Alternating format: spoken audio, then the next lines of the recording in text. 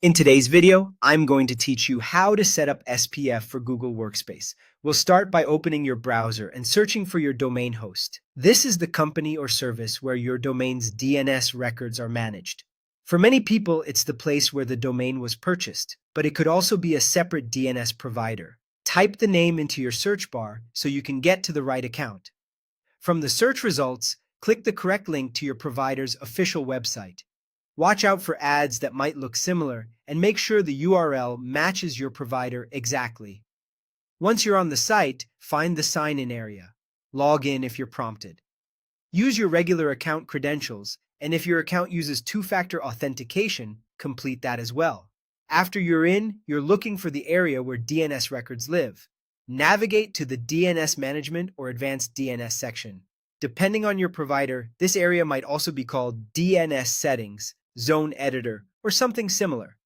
You'll know you're in the right place when you see a list of record types like A, CNAME, MX, and TXT. Before adding anything new, check to see if an SPF record already exists. SPF lives in a TXT record that begins with v-size SPF1. If you see one, open it to edit instead of creating another.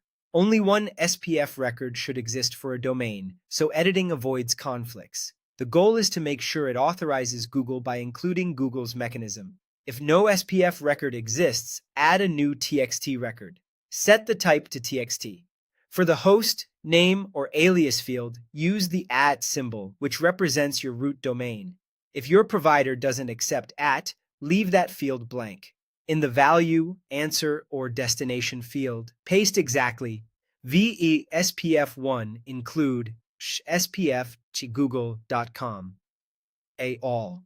This tells receiving mail servers that Google is authorized to send mail for your domain, and the tilde all creates a soft fail for anything not listed.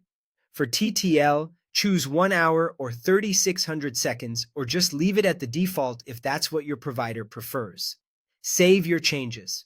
The button might say Save, Add Record, or Apply, and some providers require one more save at the zone level. Once saved, give it time. DNS changes can take up to 48 hours to propagate across the internet, though it's often much faster.